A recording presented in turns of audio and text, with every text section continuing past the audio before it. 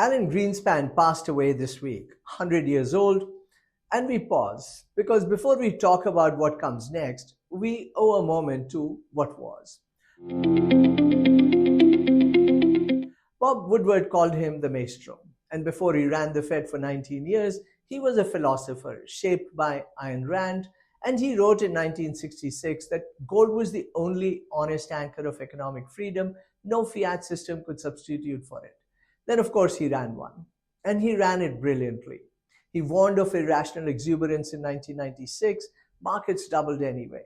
He navigated Black Monday, LTCM, the dot-com crash, and 9/11, and each time the same playbook: flood the system, cut rates, restore confidence. But the tribute must also include the fact that Greenspan inherited a house that Volcker had already cleaned. When he walked in August 87, Volcker had just spent 8 years breaking the back of inflation, with CPI down from nearly 15% down to 4. The hard work was done, and Greenspan's entire tenure was spent in a disinflation tailwind. He did not create it, but he managed it. And the balance sheet he left, $800 billion, 6% of GDP, pretty clean. No quantitative easing. That was a Bernanke construct born from the crisis that Greenspan's own low-rate playbook had helped seed. And in 2008, he himself said, "I found a flaw in the model." Now enter Kevin Warsh, the first Fed chair sworn in at the White House since Greenspan himself in 87. His first FOMC, 130 words, no forward guidance, no rate projection offered. Deliberate ambiguity, a conscious echo of the Maestro. But the backdrop is the mirror image Volcker handed Greenspan. Inflation at 4% at that time and falling. Warsh inherits CPI at 4.2% and rising, and above the Fed's own target for 5 consecutive years.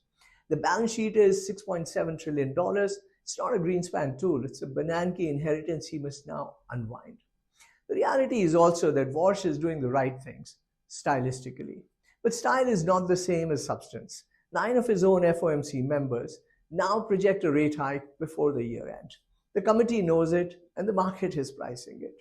The question is whether Warsh has the political freedom to follow through. Trump wants cuts. The AI productivity thesis provides cover to hold.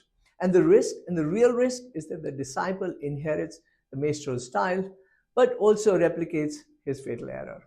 Rates held too long, the problem deferred, and the next crisis seeded today. Even Maestros find flaws. The disciple cannot afford to find the same one. This is Sunil Garg from Kenai and Lighthouse Canton, and this is the truth of the day.